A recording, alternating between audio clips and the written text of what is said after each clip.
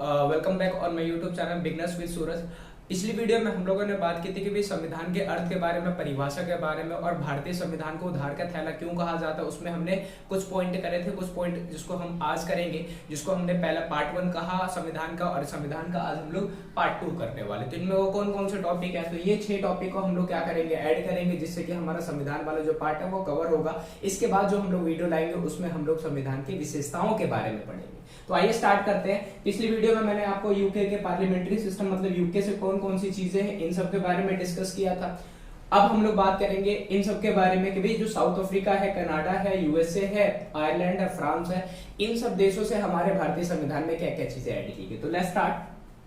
जो south Africa है, जो किसके लिए फेमस था, रंग भेद, जिसको आप डिस्क्रिमिनेशन सिस्टम के लिए, भेदभाव सिस्टम के लिए, फेयरनेस सिस्टम के लिए काफी ज्यादा फेमस था, जिसमें नेल्सन मंडेला की काफी ज्यादा अहम भूमिका निभाई। उसी देश की बात कर रहा हूं। और एक और इसलिए इतिहास में फेमस है क्योंकि जो मानव की जो उत्पत्ति हुई सबसे पहले कहां पर हुई, साउथ अफ्रीका में, लंगोर के रूप में। तो खैर वो बातें अलग है, क्या चीजें ऐड करी उस पर बात करते हैं। तो सबसे पहला हमने पॉइंट किया कि भाई संशोधन का प्रावधान, प्रोविजन ऑफ अमेंडमेंट के बारे में, आर्टिकल 368। ये संशोधन क्या होता है, अमूमन हम बात करते हैं कि अगर केंद्र सरकार या राज्य सरकार को कानून बनाती है, उस कानून को इम्प्लीमेंटेशन होने के बाद एहसास होता है कि भाई इस कानून में ये कमी रह गई, तो उस कमी को सुधार करने के लिए जिस प्रोसीजर का, जिस मेथड का इस्तेमाल किया जाता है, दैट इज कॉल्ड अमेंडमेंट, जिसको हम हिंदी में संशोधन का रूप देते हैं। ये हमने कहां से लिया, साउथ अफ्रीका के बारे में बात करते हैं। दूसरा हम लोग बात करेंगे अब कनाडा के बारे में, भाई कि कनाडा जिसको मिनी पंजाब के नाम से जाना जाता है, उससे हमने क्या अपने संविधान में ऐड किया है, तो हमने लिया है फेडरलिज्म, जिसको हम क्या बोलते हैं, संघवाद बोलते हैं। संघवाद का मतलब क्या है, अगर सिंपल मैनर में बोले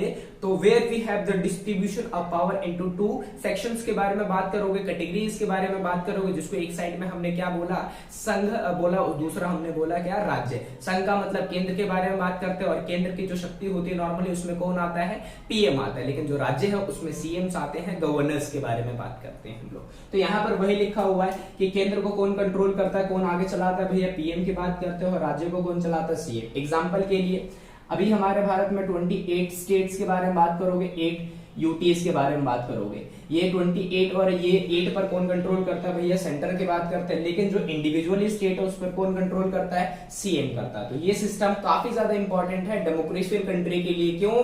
क्योंकि यहाँ पर कोई एक सर की जो सरकार है वो अपना डोमिनेंस क्रिएट या एस्टेब्लिश ना कर पाए, इसलिए एक दूसरे की आप बोल सकते हो कॉम्पीट करने के लिए सिस्टम का होना बेहद जरूरी है इन अ डेमोक्रेशियल कंट्री के बारे में बात करते हैं। फोर्थ वन हम लोग बात करेंगे जो मोस्ट इंपॉर्टेंट है,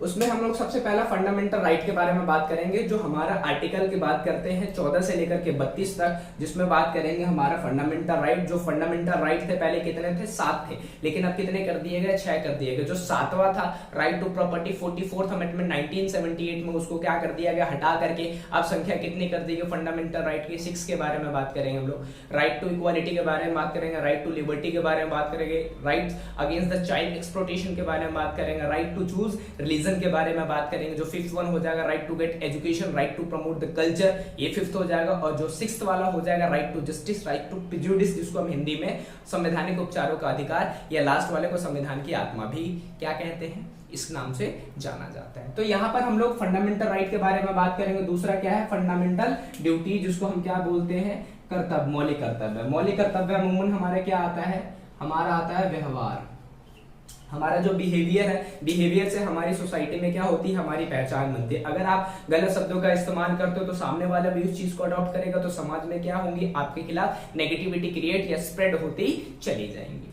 तीसरा है कि जो हमारे भारत में राष्ट्रपति उपराष्ट्रपति पद का वर्णन ये कहां से लिया गया है, जो यूएसए का जो कॉन्स्टिट्यूशन है वहां से लिया गया। अब ये डिफरेंस क्या है दोनों में, जो अमेरिका के जो आप बात करते हो राष्ट्रपति होते हैं उनका कार्यकाल 4 साल का होता है, हमारे भारत के जो राष्ट्रपति उनका कार्यकाल कितना होता है, 5 साल का होता है। और भारत में तो क्या अनलिमिटेड, आप क्या होते हो, जब तक जीतते जाते हो जब तक आप क्या कर सकते हो, कंटेस्ट कर सकते हो। लेकिन अमेरिका में ये प्रोसीजर नहीं है, वहां पर सिर्फ और सिर्फ आप 2 ही बार कंटेस्ट कर सकते हैं, उसके बाद आप नहीं कर सकते, ये वहां का कॉन्स्टिट्यूशन। तो हम भारत के बारे में बात करते हैं। दूसरा जो पोस्ट है उपराष्ट्रपति के बारे में बात करते हैं, वाइस प्रेसिडेंट, जैसे हमारे भारत में वेंकैया नायडू जी हैं, जो राज्यसभा के अध्यक्ष भी होते हैं, सिंपल सी बात, जिसको राज्यसभा को हम अपर हाउस के भी नाम से जानते हैं। तो उसका भी मेंशन कहां पर है, हमारे इंडियन कॉन्स्टिट्यूशन। जो इसका कार्यकाल होता है वो होता है 6 साल। बात करेंगे आर्टिकल 360, ये 360 का वर्णन है वित्तीय आपातकाल कि भैया राष्ट्रपति इसमें क्या करता है, फाइनेंशियल इमरजेंसी पुट अप कर सकता है क्रिटिकल सिचुएशन के दौरान। खैर ये हमारे भारत में अभी तक एक बार भी लागू नहीं किया गया। न्यायिक पुनरावलोकन, न्यायिक पुनरावलोकन का मतलब क्या, बात करते हो जुडिशियल ऑब्जर्वेशनल के बारे में बात करते हो कि अगर कोई चीजें गलत हो रही तो उस पर आप ऑब्जर्व करके उस चीज के लिए पिटीशन दायर कर सकते हो, ये आपका पुनरावलोकन है। पुनः का मतलब क्या था, दोबारा, लोकन का मतलब क्या बात करते हो, ऑब्जर्व की बात करना। जब तक कोई आप चीज ऑब्जर्व नहीं करोगे तब तक उस चीज के बारे में आप अपना आइडेंटिफिकेशन या अपना बोल सकते हो डिस्क्रिप्शन बयान नहीं कर पाओगे। इसलिए हमारे भारत में लोगों के पास ये वाला अधिकार है। जो 6th की बात करते हो इसमें नॉर्मली आप बात करेंगे महाभियोग इम्पीचमेंट, जो मोस्ट इंपॉर्टेंट है। आर्टिकल 61 में क्या है, मेंशन है। अब इसमें क्या है कि अगर कोई भी व्यक्ति का मतलब क्या है, president, vice president, supreme court जज,